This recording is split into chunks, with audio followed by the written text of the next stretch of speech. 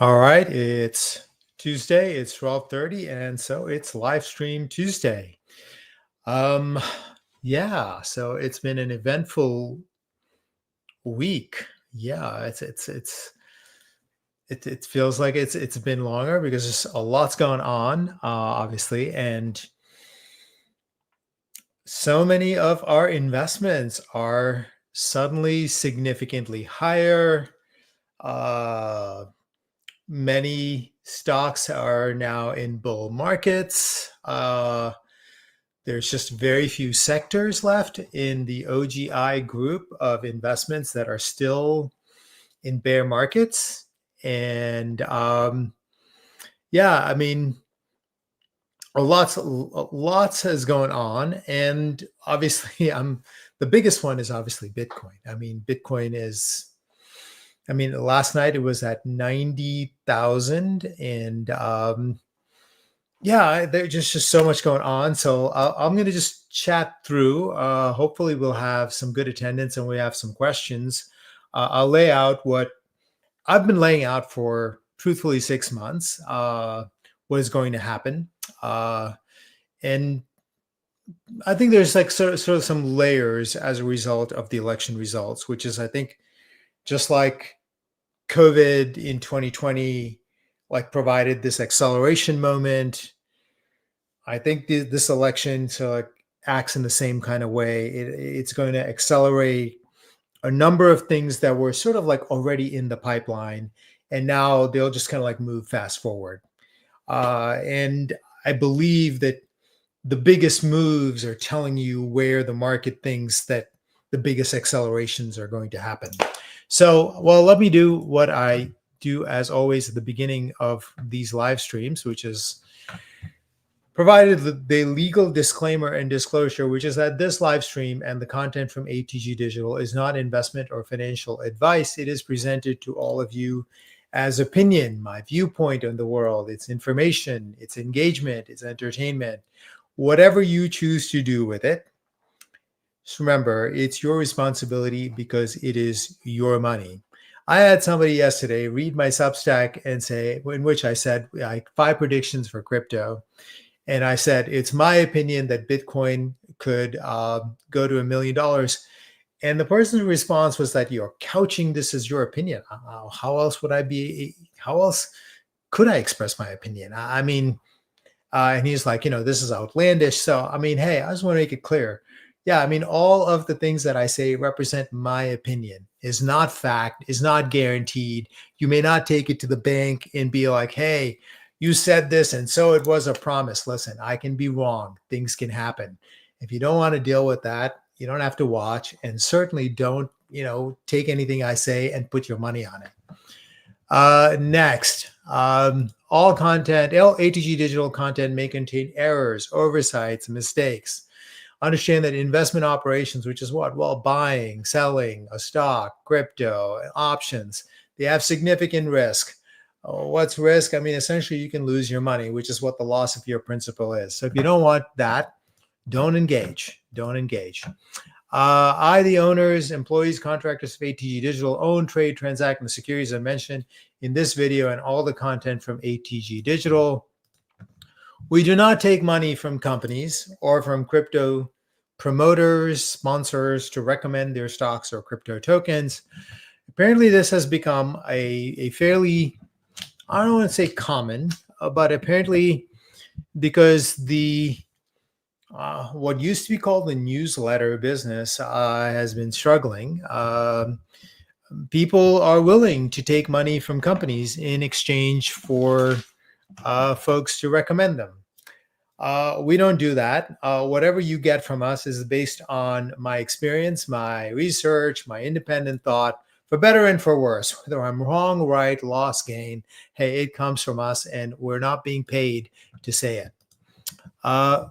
This is our like sort of like content. Ballman Speculating is the only one here that is not regularly updated. Obviously, the Substack comes out weekdays. YouTube, I'm on here once a week. I want to get on more, but between my content creation schedule for ATG Digital, and everything else, writing the Substack, etc. It's just sometimes hard. I really admire the content creators that can show up every day and put up content. I mean, it really is pretty impressive.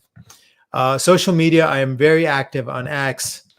I've started to become a little bit more active on Instagram, and Facebook. Dean is pretty active, posting in my name, and I periodically also put stuff out in there. You can kind of tell my stuff tends to be like a little bit less funny than what Dean puts up. Subscriptions are available from atgdigital.media. They start at $9.99 per month for a silver tier and go up from there. But they are way, way cheaper than anything that was there at Banyan Hill. Okay, let's get to what is going on. Obviously, as most people would know, President Trump is won the election, and pretty much since I guess that afternoon, evening, there's been a number of like trends that like sort of like prophesied, if you will, that was what the election result was going to be. And then since then, we've seen a big move. I can't find this X post. Maybe I can look it up, but it does sort of like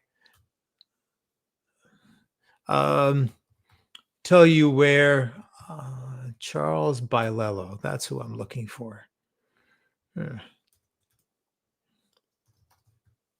Yeah, you can never find the people that you want to find when you're trying to share something. But what I wanted to share is like, well, what's gone up since the election? And what message is it really sending for what I believe is going to unfold over the next 3 years as investors look forward and continue the bets. Yeah, here we go. Let me add my screen.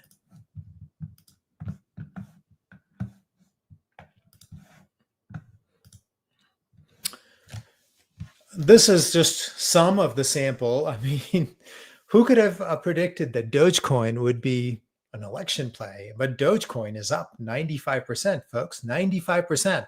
Heck, last night, I was just doing my last checks before falling asleep, and I was like, it was at 42 cents. I mean, we put Doge into the Banyan Hill Profits Unlimited portfolio at 32 cents.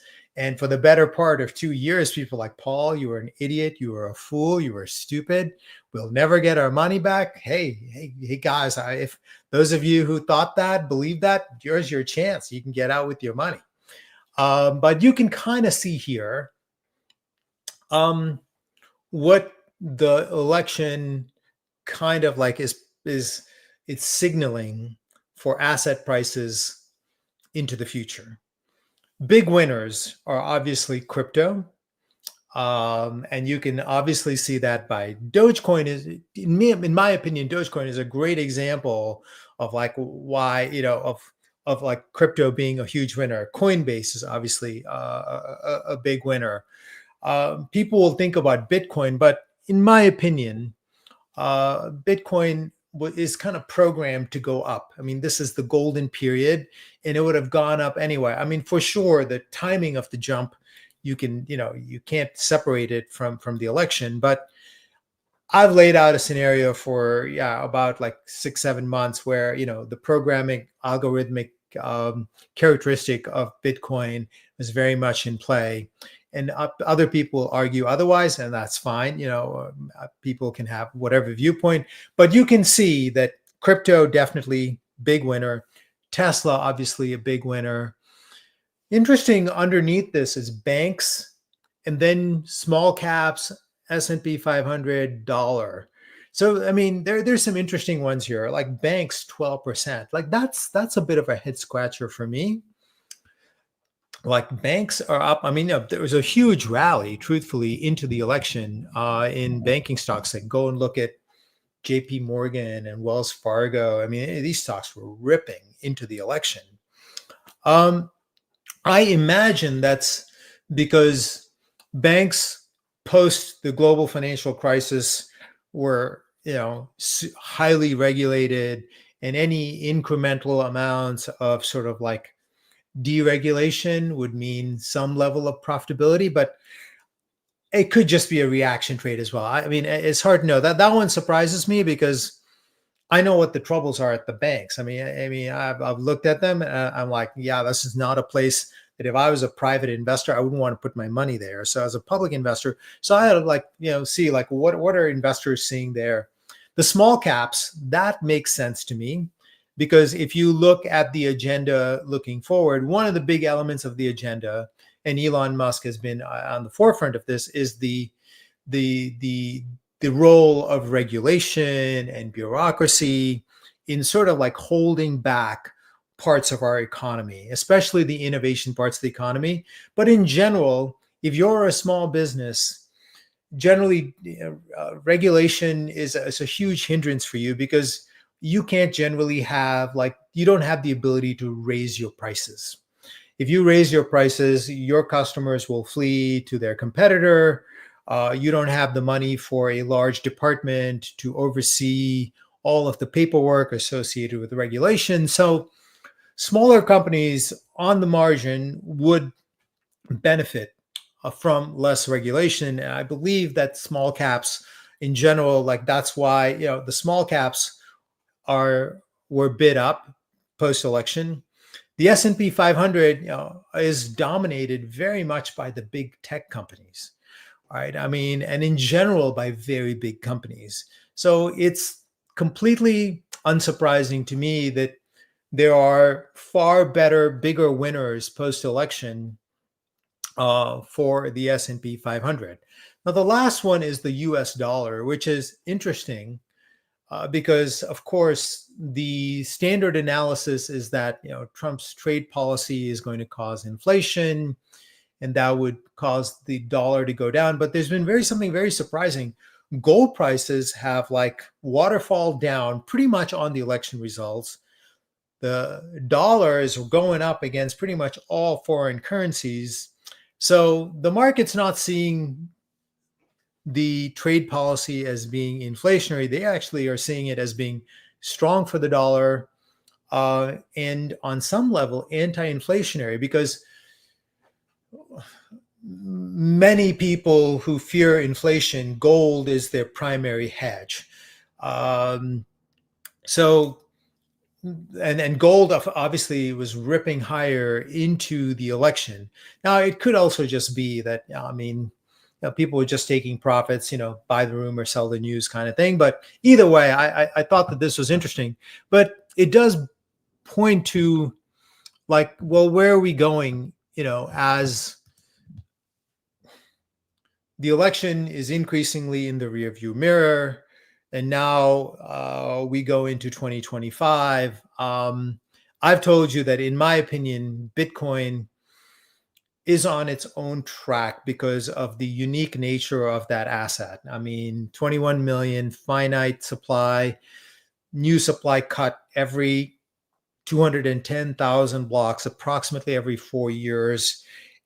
You can just see the rhythm and pattern, post the 2012, 16, 20. So while many people online will argue that Bitcoin is as a result of this, you'll see, I think, very clearly that there will be a peak in 2025, and then there will be a subsequent crash in Bitcoin in 2026. The question it really is for larger crypto, which is there's decentralized finance, which should get a push. In other words, more usage of it, because one of the big winners in the election were crypto-friendly legislators, both in the House and in the Senate.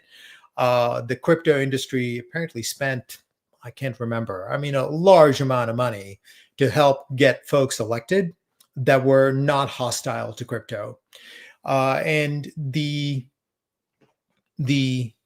the most developed part of crypto in terms of actual utility. I know people are super into just trading meme coins, but I'm talking about like actually having like a business purpose, an actual function is decentralized finance, where many applications, platforms offer an alternative to the existing financial system. And those I believe you're going to see some big jump in use because many of them were stymied by not just regulation. I mean, a lack of sort of guidance as to sort of like how to go about um, staying in business. Obviously, there were a lot of lawsuits, and so that part of crypto is probably going to see a boom because usage was, yeah, I mean, was pretty minor in the 2020, 2021 sort of like bull market. But I think in come 2025 and 2026, I don't think we're going to have quite the same like crypto winter or crash because many crypto platforms represented by tokens, I'm talking things like Uniswap, Maker, Aave, Compound. Um, Let me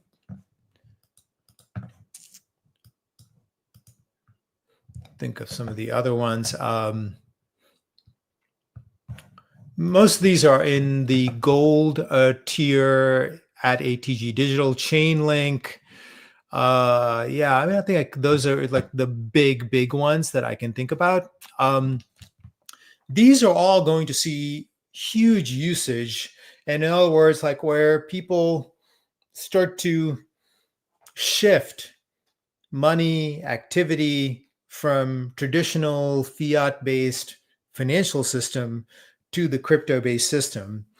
And there's these tokens are not priced for like a like if we went to like 5 or 10% of the existing financial activities moving onto crypto, I mean, you're going to see some gigantic moves. I mean, they're going to blow away the numbers that we saw in 2021. So this crypto cycle will definitely, there will be a cycle, but it will be different for sure. Because if I'm right, and there's no guarantees that I'm right, and that is not a hedge, that is just the truth. We'll see Bitcoin have its peak. It will have its crash because that's programmed by code. But the rest of crypto will probably act differently in this one. It won't be just a purely speculative cycle. So that will be my sort of like takeaway number one from the post-election, which is that crypto, I think the crypto industry, which people just call altcoins, is going to separate itself a little bit from Bitcoin. Bitcoin will go through its sort of like peaks and valleys. And crypto, at least the ones that have a real business function, a real reason to exist other than just simply, existing so for people to speculate, those will start to have their own like sort of like unique cycles that are much more related to their purpose and function in the economy, in the financial system. And like I said, the vast majority of those, at least in terms of those DeFi coins, are in gold tier at ATG Digital. Where else? Well, a perfect corollary to that big word is fintech. Obviously, you've seen big rallies in Coinbase. PayPal is making new highs. Square, which is Block, is starting to move up.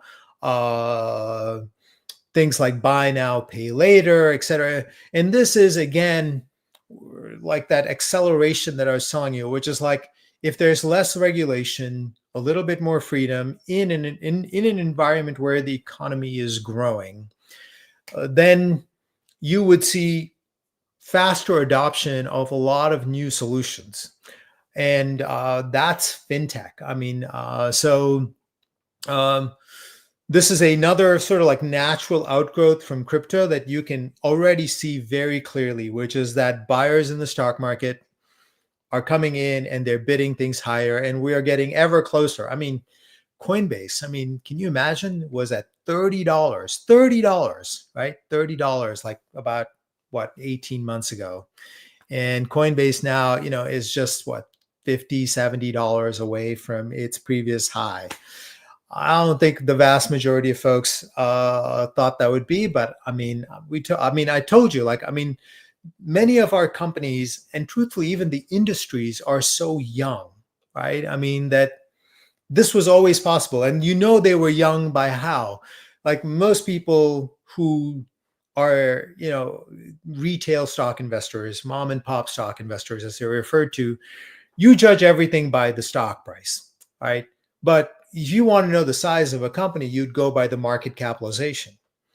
And so, I mean, at the low, I think like Coinbase was, I mean, worth, very small, but this is the world's most dominant crypto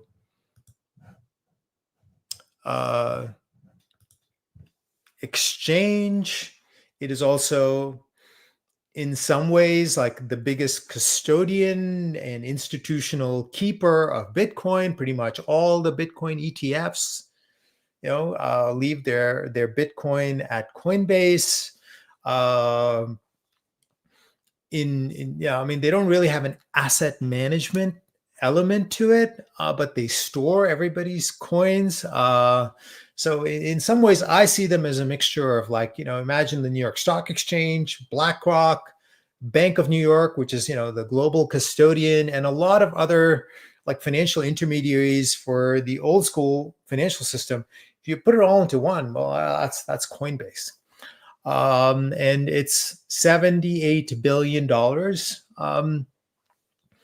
If there's going to be like a crypto adoption boom, not just a Bitcoin price boom, these are two different things. Yeah, I mean, Coinbase, I mean, every part of their business is just going to just rocket higher. I mean, as money flows into all of these DeFi coins, the vast majority of the trading obviously would be on Coinbase. The other would be on Uniswap. So, I mean, these two, would obviously benefit in a very, very big way. So the continuation, fintechs are a continuation of crypto, which is a element of, what I have been telling you about really, since Banyan Hill days, which is like, there's a transformation that's happening in the economy. It's pretty much there in every sector.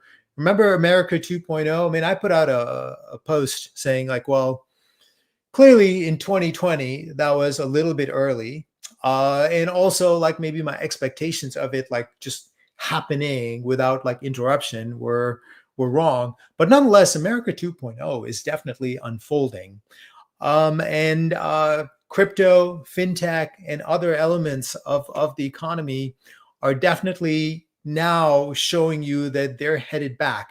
And it still sounds crazy, but because the companies were young and, at $30, right? So at, what would have been the market capitalization of Coinbase? I mean, nothing. I mean, it was like nothing really. But, because these companies are young and these industries are new, those old highs, while they seemed high in terms of stock price, they're not going to be high relative to their long-term future. And that was one of the things really that has allowed me to continue to come and stand in front of all of you every Tuesday or make my updates and say, look, yeah, not every stock will work out. But, we have enough of the future leaders that I can say like, hey, those are obviously high relative to a certain time frame. But if you have a longer term time frame, in time, people are going to look back at 2021 highs and be like, oh yeah, that was high, but look, it's gone up so much. In other words, higher highs are coming because the nature of this round of innovation, unlike what happened during 1999, 2000, when, the vast majority of those companies in that dot-com bubble they were frauds, essentially. I mean, they were barely an idea, right? The vast majority of the companies really that, are in this innovation cycle are real companies. They have real products and services. They have actual growth. And so one of the things that happened in 2022 and early 2023, people started to compare all of our stocks to the dot-com bubble and said this is the same thing. And I told Paul, it's like, this is not the same. It's not the same. And we are going to see the end result of this like unfold over the next 4 years as the surviving stocks. Obviously, I made plenty of mistakes, and there's plenty of stocks that didn't make it. I take full responsibility for that. But the surviving stocks, not all of them, but most of them will get back to their 2021 highs and then make new highs because of the fact that they are real businesses with real products and services that provide an actual, like they have actual utility for people. I just made the silver tier update, and one of the places that also is a beneficiary of the election. And while people have this partisan view of the world, the truth is that some of this has really been unfolding for, I'll say, like almost like 8 years. Is reshoring, right? I mean, that was the premise and context of that America 2.0 promotion that I did at Banyan Hill. Was the idea of bringing manufacturing back from all the places that we have sent it over the last 30 or 40 years, primarily China, right? And the idea behind that America 2.0 promotion was that as you bring things back, well, there would be a level of prosperity because now you would have prosperity like more widely distributed. Because if you brought back production here, it would not just, it would not just be the coasts that would benefit. You would also have like sort of like middle America benefit because that's where the vast majority of things would get produced.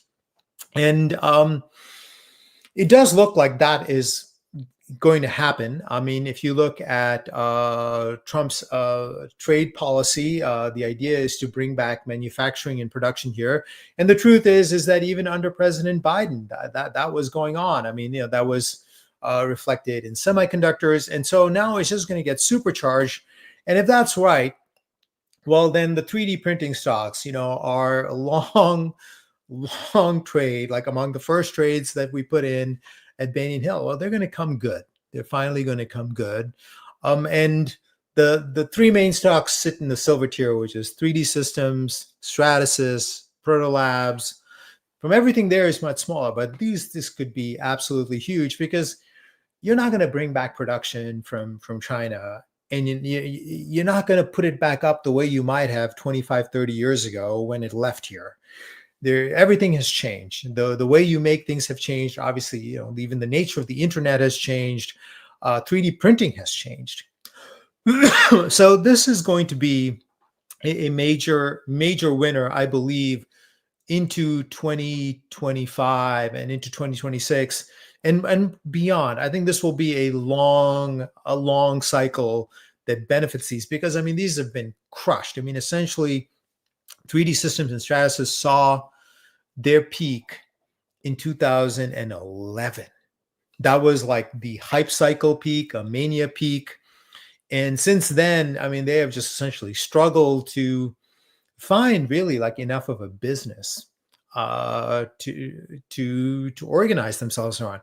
But now they've got this major trend, which is reshoring, bringing back production primarily from China, but from other places as well.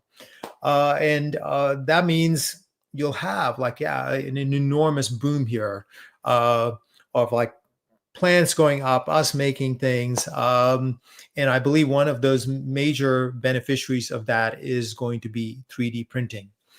So going back, so we talked about crypto, we talked about fintech. I'll talk about one more place where right now the market is not really like focused on this, but biotech and genetics. Biotech, I mean, is a sector overall that, if you look at the indices, you think, well, Paul, they've done okay. But the truth is that the vast majority of biotech, and I'm talking about small, mid-cap biotech, and they have just been mostly crushed and destroyed for the better part of almost a decade. I think the peak for biotech in terms of like early stage biotech was in 2014.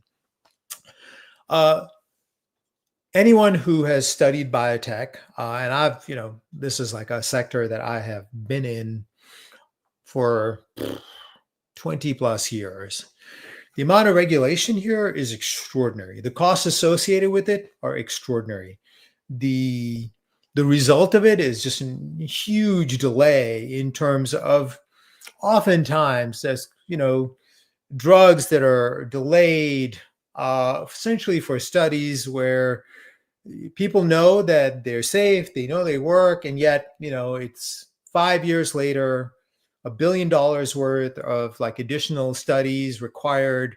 I mean, the amount of bureaucracy and regulation here is out of control and has been actually for a very, very long time. If there's going to be a cut in regulation and bureaucracy, and to use modern ways, in other words, genetics, to sort of like, hey, study these things in a more modern fashion, biotech and genetics is going to have, I think, like an earth-shattering boom over the next 5-7 years. I mean, it is going to be like a face-melting boom. And this is not like, I mean, this is not one of the sectors that people are focused on right now.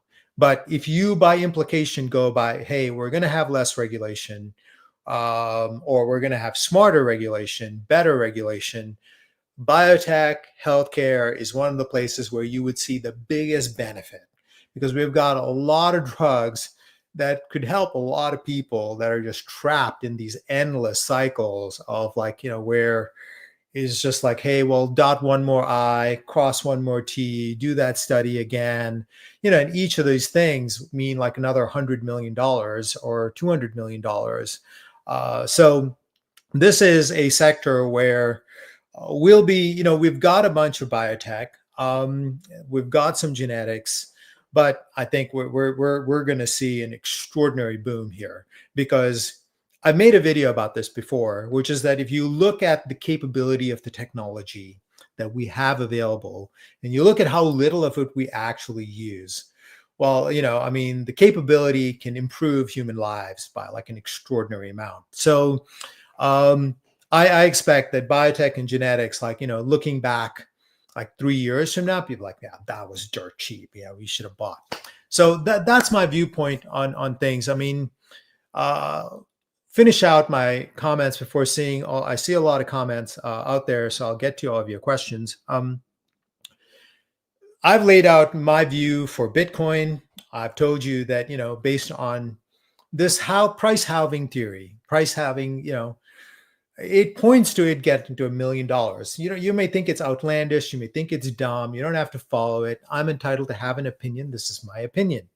I'm not trying to lure you into buying Bitcoin. I mean, it's a $1 trillion asset class. Your buy makes no difference to Bitcoin or to me one way or the other, but that's my viewpoint based on it. MicroStrategy, which I know many people are in, and I've done a video on that. I mean, Michael Saylor just announced that they bought like another $2 billion of MicroStrategy at 74,000. And I imagine that Michael Saylor understands the same thing that I do. He understands the price halving.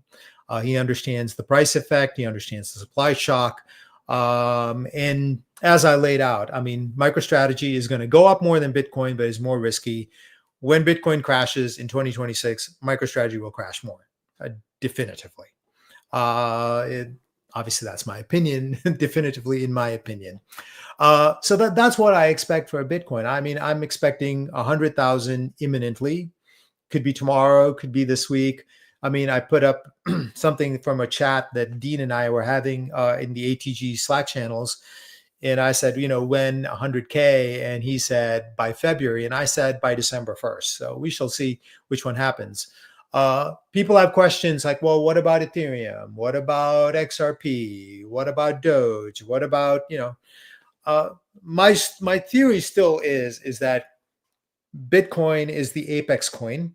And as it lifts higher, small amounts sort of like dribble out and go and provide liquidity to the other parts of the crypto cycle.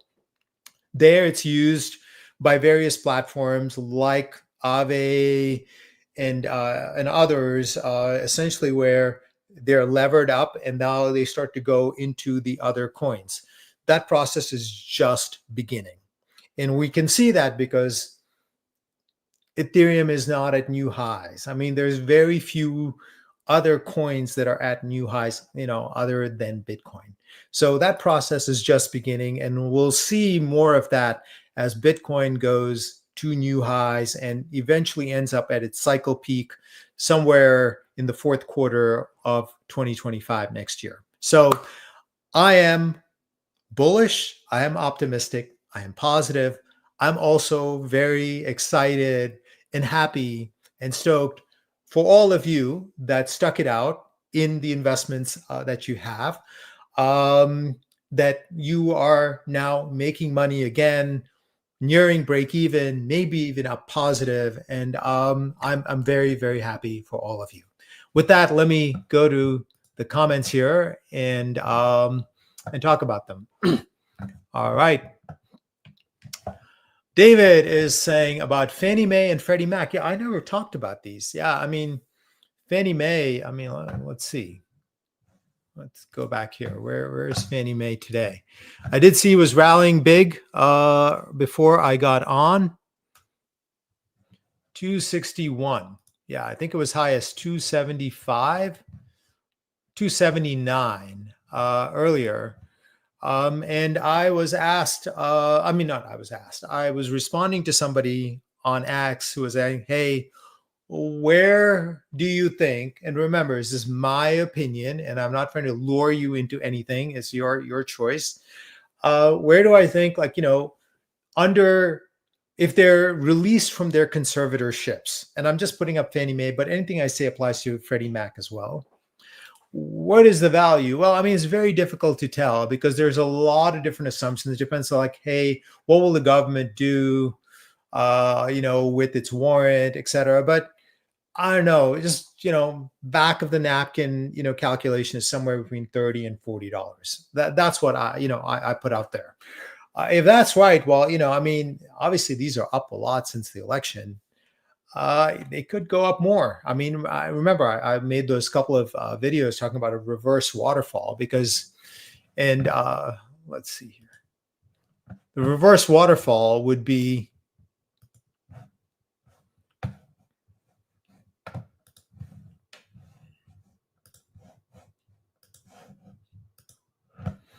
this move from 68, reversing this move from 68 down to 30 cents, which happened in 2008. Seems crazy, but yeah, I mean, the facts and the evidence are that, yeah, I mean, in terms of the value of these companies, I mean, they are the dominant companies of their kind. They make money. The only question really is how they get released and under what conditions. And if the conditions are appropriate, then it absolutely could do that. Why? Because, well, that would be the value of the company. Is it going to happen? I can't guarantee it. But certainly the facts and the evidence suggest there is a chance that it could happen.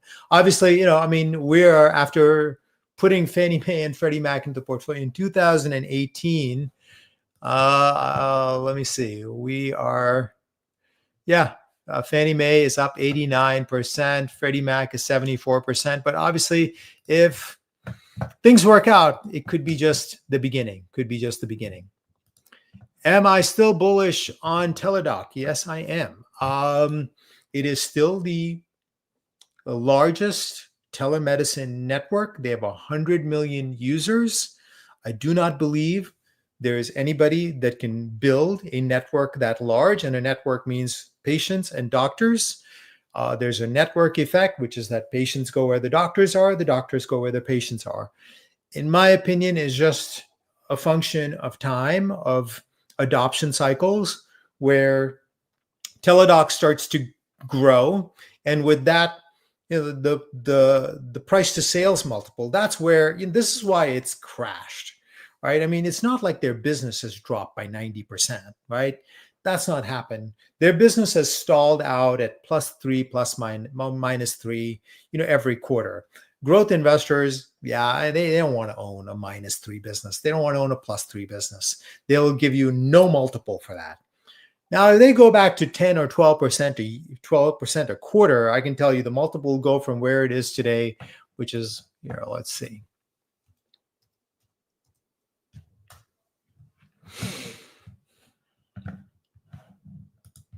Here's Teladoc, complete crushed.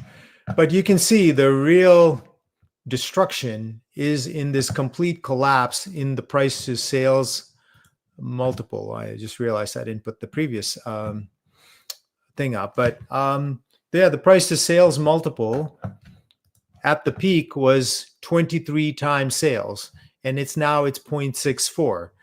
So in a growth scenario where they start to grow again, and you can see they're, and what the market cares about and bids up is this quarterly growth. And you can see when we had some big numbers,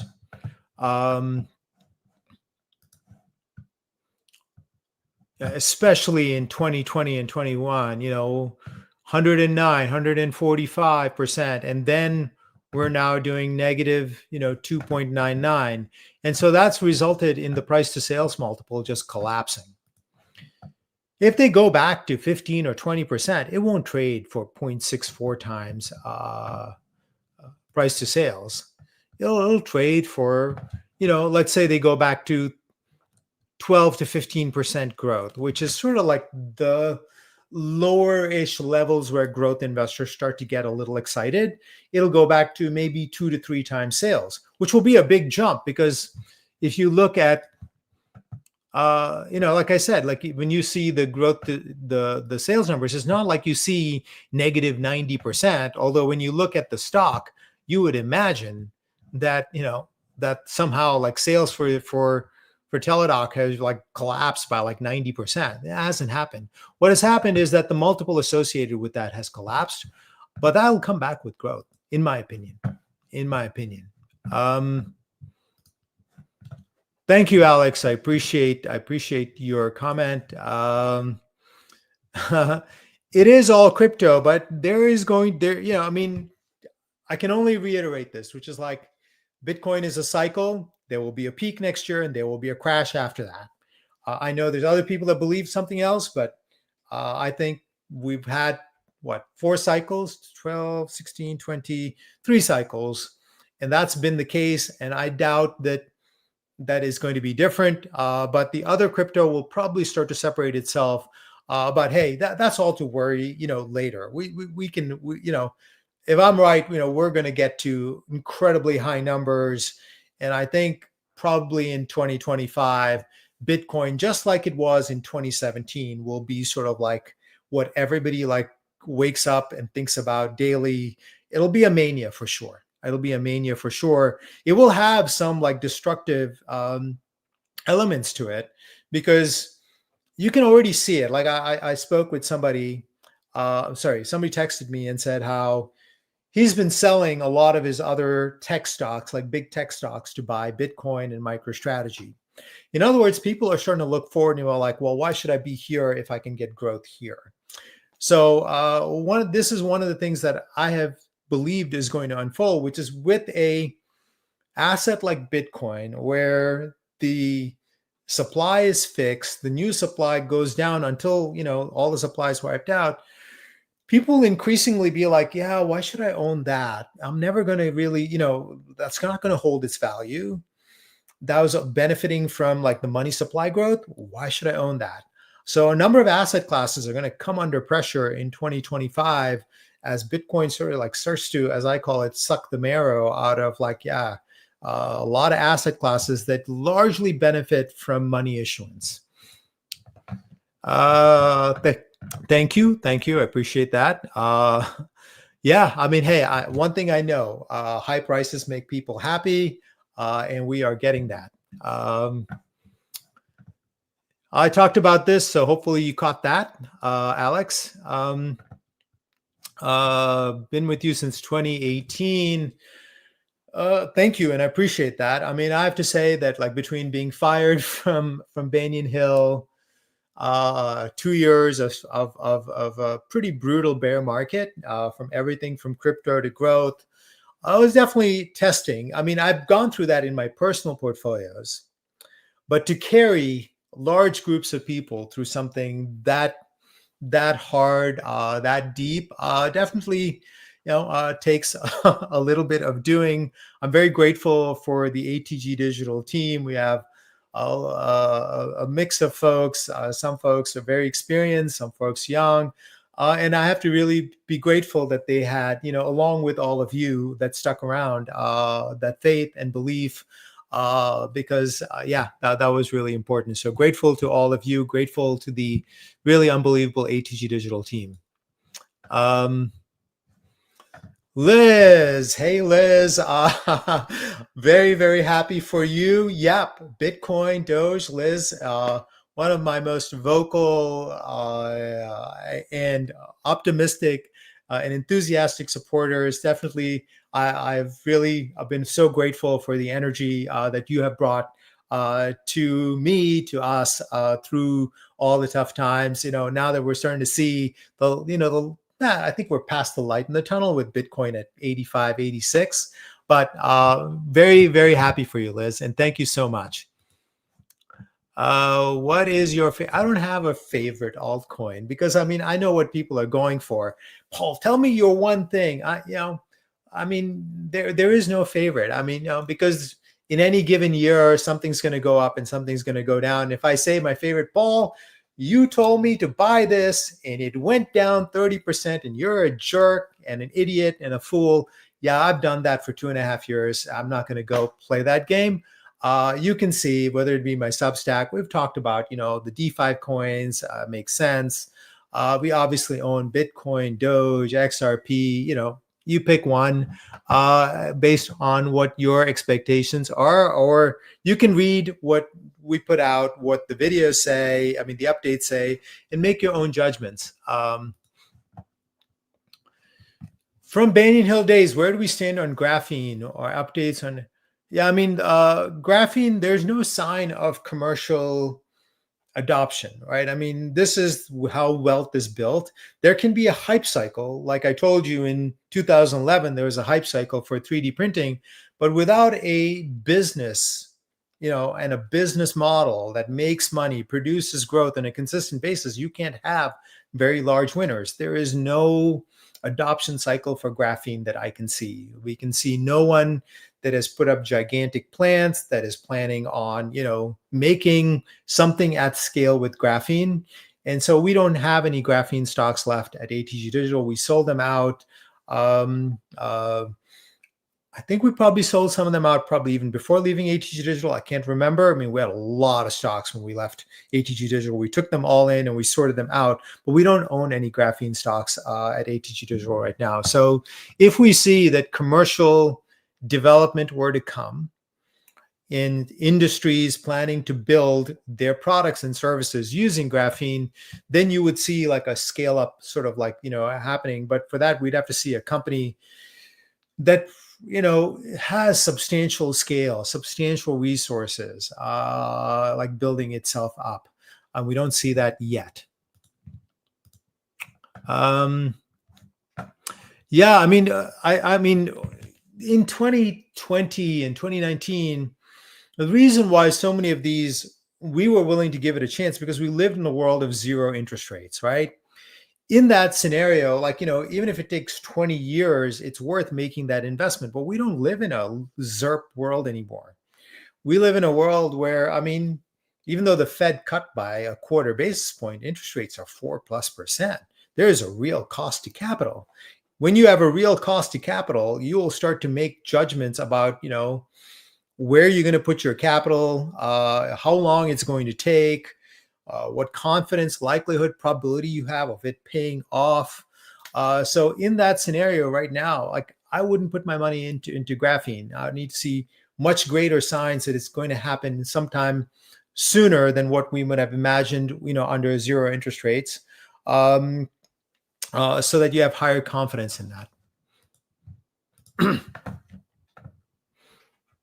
Yeah, I know that we're also seeing like a liquidity moment for many small stocks, right? Including, so there's going to be a lot of things that pump, But without a business backing it, I mean, and you can go see, I've shown you my techniques. I like just go and look, what's the future forecast?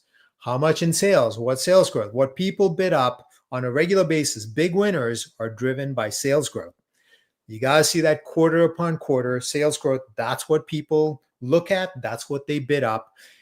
Other than that, yeah, I mean, things can obviously pump on a story, but in a non-zero interest rate environment, there's going to be fewer of those, and the few that pump will give you less return than what you would have gotten in that zero interest rate environment.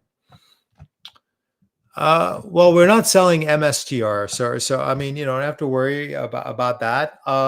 Please contact our ATG Digital team. I believe on our website is very clear indications of how to get customer service. We have, for our small little team, we have 3 people. You make an appointment and they will try and help you as best as we can. I personally cannot like go and sort out whatever issue. I do know that some carriers like AT&T and Verizon are not allowing delivery of text-based alerts if they think it's about investing. We can't control that. We don't have anything to do with that.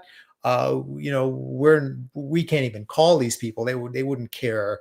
We have what, 2,200, 2,300 subscribers. They will just hang up the phone. So it could be something like that, but I have seen that mentioned out there, and so that might be something that's there. And here's my mom, who is a regular viewer. Hey, Mom. She makes it a point every week from India, where it's 10 o'clock at night when we get started. So late for my mom. So, hey, Mom, nice to see you. Let's see. Thank you, LMFG. Rashad says, hello. Rashad's a regular live stream attendee. Ruben says, what about DDD? Well, I talked about DDD, which is 3D System. Desktop Metal is being acquired by Nano Dimension. So Desktop Metal is essentially trading for somewhere near its, I think it's within like 10% of its acquisition price. So there's no point in buying that. You'd have to buy one of the other 3D printing companies. Like I mentioned, 3D Systems, Proto Labs, Stratasys.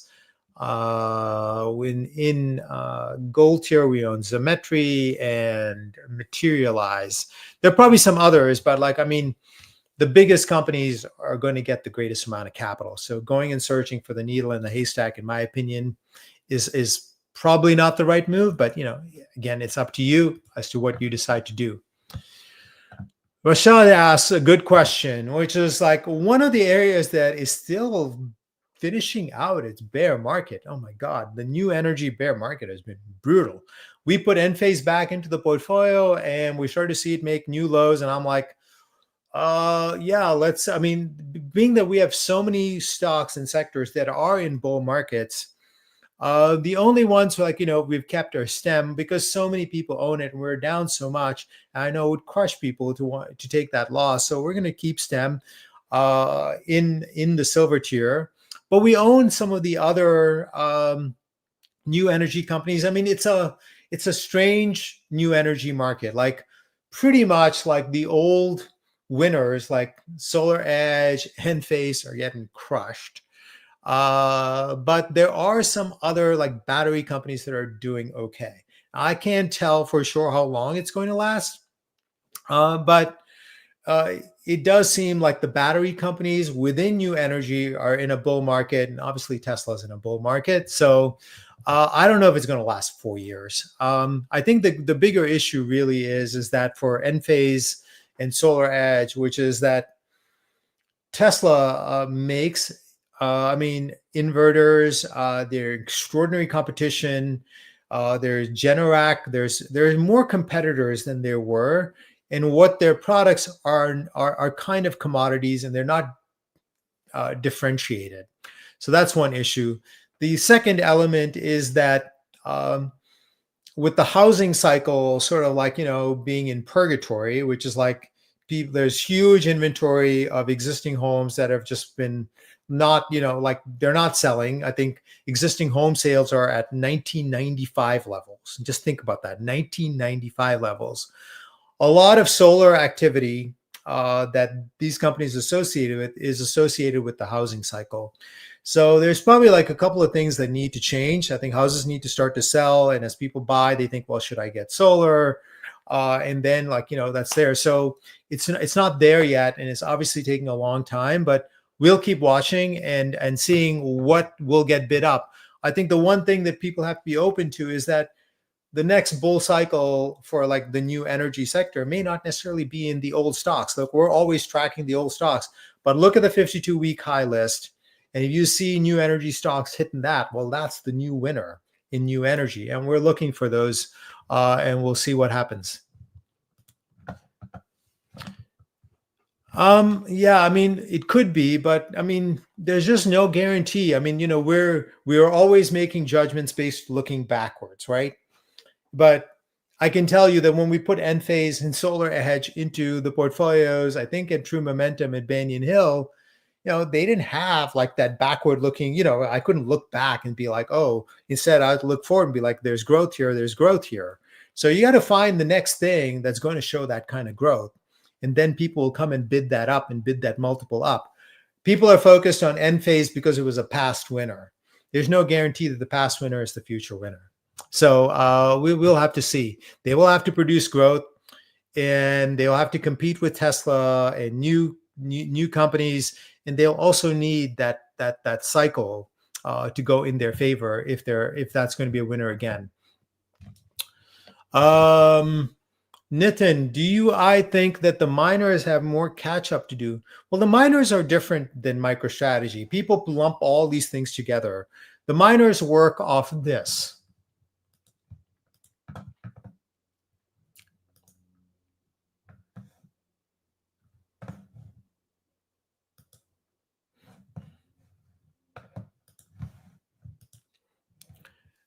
So for the better part of 2024,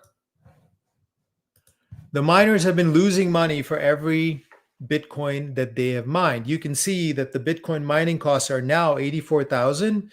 Bitcoin's at 87,000. So post the halving, the miners essentially were losing money hand over fist because the rewards were halved. But it's not like Bitcoin price doubled.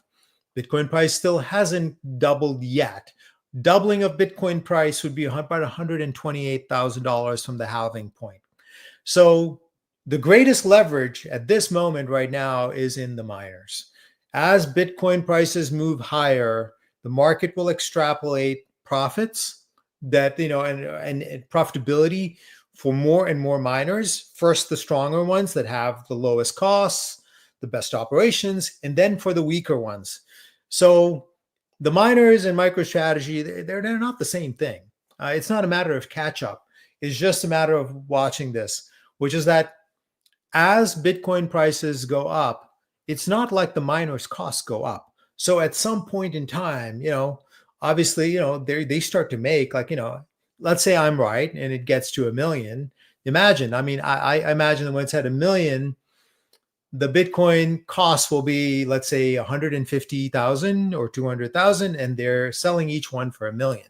So they're obviously printing money, but the market will go a step forward and they will extrapolate that into the future. They will assume that peak profitability will continue into the future. And so people will come and pay, 15, 20 times sales. We'll be selling then, but that's the cycle for miners. It's a different game, different story than MicroStrategy.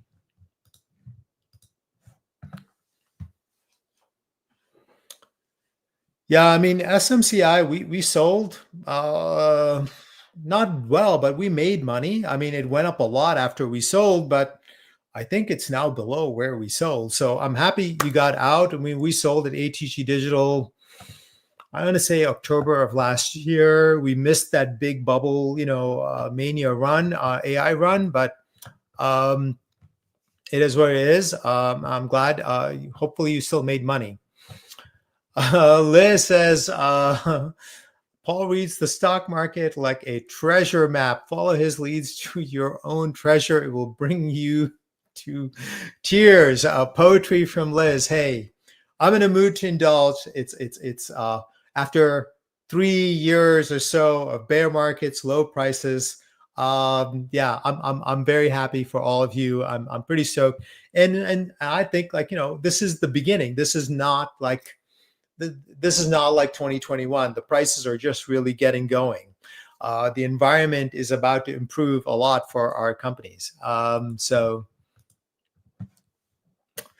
I can't believe you haven't mentioned Tesla today. Yeah, I have not mentioned Tesla today because Tesla's up almost near its all-time high. I expect that it will get to its all-time high in the next 6 to 12 months, and that's probably long. And people will react to Tesla's high in a very predictable fashion, because I've been in Tesla now since 2018.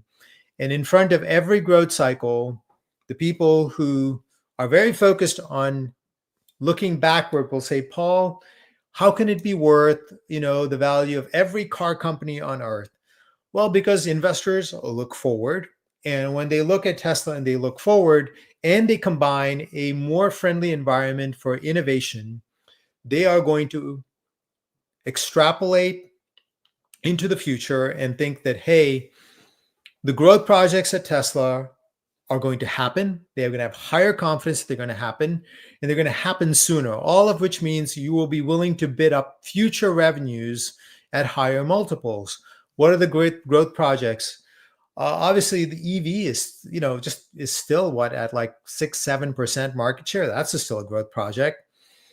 Self-driving cars, which are part of the EVs, that's a growth project. Robo taxis, which are like an element of like a development off the self-driving cars, that's a growth project. Optimus Robot is a growth project. Their solar energy business, that's a growth project. So they have the most amounts of genuine, like, far out innovation that is like where they actually can show you something, and they are not like doing it as like some sort of like science project to collect money from people by doing fundraisers. They're actually planning on these being products and services that you and I can actually buy somewhere in the next, whatever, 1, 3, 5, 7, 10 years. So people are looking at Tesla and be like, yeah, Optimus Robot, I don't really take brokerage analysts very seriously, but they're like, well, that's worth $485. Is that true? I don't really know. But I do know that there is no company that is actually making a actual real bet, not just like a prototype. They're making, obviously they have prototypes. They're planning to produce this, and then they're planning to sell this, right? So if that's right, who else is there? I think there's nobody else, certainly in the Western world. I do know there is the Chinese company. I call it Xpeng, but I think that's like a mispronunciation. I'm pretty sure in China would not be pronounced that way. They are showing a robot as well, but I don't really see anybody else going for it. So people are bidding up Tesla in anticipation that their growth rate is about to surge again, and probably a bunch of people will go short and probably get destroyed. Yeah, people want price targets. It depends on where Bitcoin goes. MicroStrategy is a proxy for Bitcoin. It will trade at some multiple of the amount of Bitcoin that they have. You can't come up with a price target because I don't know how much more Bitcoin Michael Saylor is going to buy. I don't know how many shares they're going to issue. So this is a moving target. I would say that if you want to track MicroStrategy, this is a great website for you to track. It's called mstr-tracker.com. I don't think you guys can see that, but or maybe you can. Hopefully you can. And it's got a bunch of ways to look at MicroStrategy.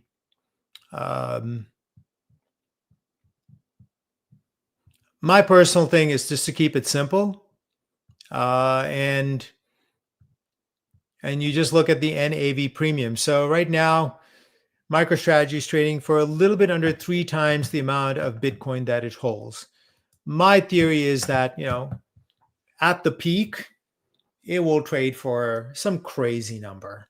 That seems not thinkable today. I'm going to say 10, 15 times. So you can't come up with a number right now.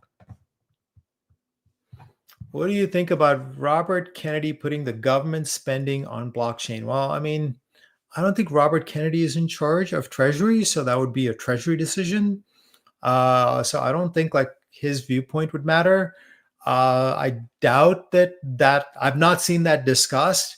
Would seem to be something that would be a good thing because it would show accountability. I mean, I've seen those horror stories of how we have lost hundreds of billions of dollars in the Defense Department and others. So obviously, it would bring a level of transparency and accountability that would be incredible. But my guess is that that's not going to be easy. It's going to be something that takes a few years to adopt and do.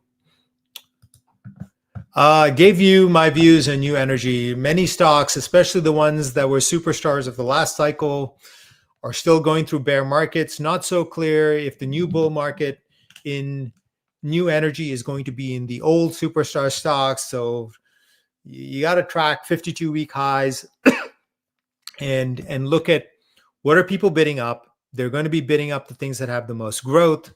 And those are going to be the things that you want to own rather than focusing on the last cycle where Enphase and Solar Edge, where everybody's focused on that. But the market is going to go to where the growth is. So you have to look and see. And my sense is that it's going to go in some new directions rather than where it was in the last cycle. Yeah, I mean, I'm betting that, I get this question whenever some guru in my past industry does a promotion, says an economic crash is coming. I got this question last week in one of I think it might have been the silver tier, maybe, I can't remember, maybe diamond tier. So-and-so person says a crash is coming. Well, this was my answer to them, which is that my old business runs promotions, not my business personally, but Banyan Hill, and there's I don't know, 20 publishers. They have to get subscriptions, right? I mean, how do you do it? Well, you have to trigger, what I call the fear or greed matrix, because you got to act, right? You got to go and, so I mean, the fear would be, the world's going to go to hell in a handbasket, and so buy gold. I mean, that will be the end result of the promotion, or buy something like that. Or hey, here's an incredible opportunity in AI, go buy XYZ stock, right? I mean, so my best guess is that a lot of these questions are triggered by promotions, by people there. The copywriters are great. They know how to stimulate fear. So, I mean, you can spin a web around, hey, the world's, going to come apart. We have wars everywhere. It's easy to spin a web of that. I've never, I don't think that copywriters or et cetera, are that good at predicting what the world is going to be like. So I would tell you, I'm bullish, I'm optimistic, I'm positive on our group of companies and our investments. You're welcome, sir. Yeah, I check into that because I have seen that text alerts for many of anyone that has a similar service. It's there. I don't know what we can do, but certainly talk to our customer service and see if they can help you. I imagine that they have gotten other similar questions from subscribers. And if other subscribers have told us maybe some workarounds, hacks, they can maybe communicate those to you. Nitin says, thank you. You're welcome, sir. Hot, I mean, everything that I said about miners applies to Hot. I mean, you don't have to do different analysis for miner. Every miner is some version of that. The only difference is that the big miners are the most efficient, and so their costs are going to be lower. The weaker miners are less efficient, so their costs are a little bit higher. So It's just a question of like, when will they start to take off? So as the Bitcoin price develops a bigger and bigger spread over the cost, the miners are just going to start surging higher. And my expectation is the miners will be the best performing crypto related stocks in 2025, because at the top people will just go crazy for them and pay some crazy multiple. But the thought process for the miners is the same across the board. Color on AVAX, that's Avalanche. This is like a early stage bet. You can, if you listen to me, you can see that how much I focus on real usage, right? I mean, there's something like how many, I forget how many crypto tokens there are. Right? I mean, can you believe this? Like, look at this. There are 2.4 million crypto tokens. I'm going to say that there are probably less than 200 crypto tokens that actually provide any real utility. So Avalanche has a project ongoing with the California Department of Transportation. The California DMV department, whatever, DMV, I think, sorry. They have put all of their car titles on Avalanche. That is like one of the most biggest usages of the blockchain that I have found, period. And my view is that, well, I mean, if California is successful in doing this, then neighboring states are going to do it, because why? Well, people buy and sell cars between Nevada and California, Oregon and California. And then, well, where will they go? Well, it'll be easiest if they were on the same blockchain. Obviously, they could be on a different blockchain, but then you'd have to travel through some bridge or something like that. So it's really a bet on adoption of blockchain technology based on what one state has done so far. Made 1,000%. Well, we didn't make 1,000%, so good on you, sir. I'm very happy for you. That's great.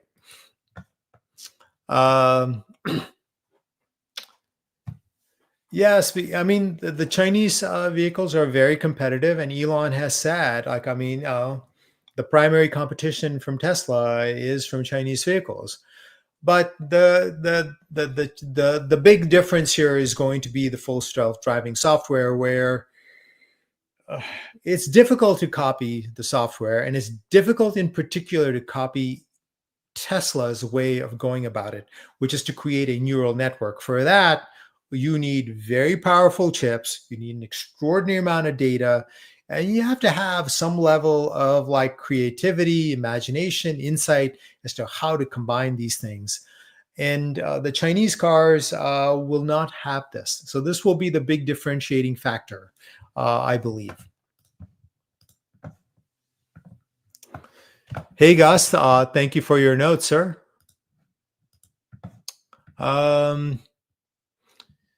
Yeah, well, we don't, I don't think you're obviously on your own on the BITO calls. We don't we have BITX calls outstanding, and then we've got calls on Mara, I think Bitfarms, maybe CleanSpark. I can't remember offhand.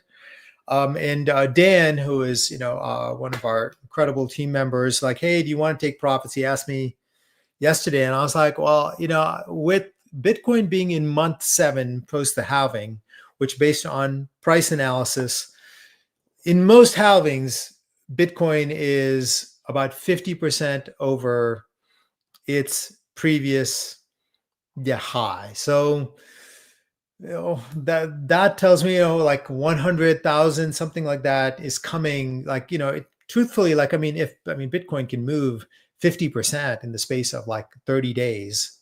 I mean, the next move up could be, to be to 95 or 98, and it'd come pretty rapidly. And the reason for that is that there is no new Bitcoin to be had. So if you want Bitcoin, you have to bid it out of somebody else that, is willing to cash out. And they are, and if in a bull run, the psychology of financial markets is that people hold on to assets that are appreciating in price. So most people don't want to give up their Bitcoin. So we're going to hold on to our calls for a little bit. Normally we would turn them over 2-3 days, 5 days, because I know people love like fast gains. That's the highest preference that people have is for time. They want fast gains, but we're just going to hold it for a little bit because we don't want to miss that spike, because I think it's going to spike to 100 sooner rather than later. Anthony, thank you, sir. Yes, please smash the like button. Helps the algorithm feed our live stream to other people. And also subscribe to the channel if you haven't. JD Soccer, been Banyan Hill days, and this is my home. Well, thank you for your support, sir. We appreciate you. And that's the last comment that we've got. Thank you for what you're doing. Grateful, and thank you. Truthfully, I mean, at the end of ATG Digital, we celebrated our 2-year anniversary about 2 months ago. And we are very grateful for all of your support. So thank you all for attending this live stream. I'll be back next week with another live stream.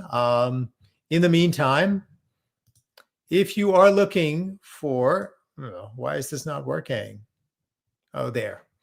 If you're looking for ideas, you're looking for general guidance, more detail on some of the stocks that we have, etc. We have this new feature now on the ATG Digital website, which was developed by our team, and where you can actually go search the videos by ticker symbol and just go listen to that part of the video. So check us out, folks. Check us out. Thank you, everyone, for being for attending this live stream. And I'll see you next week. This is Paul saying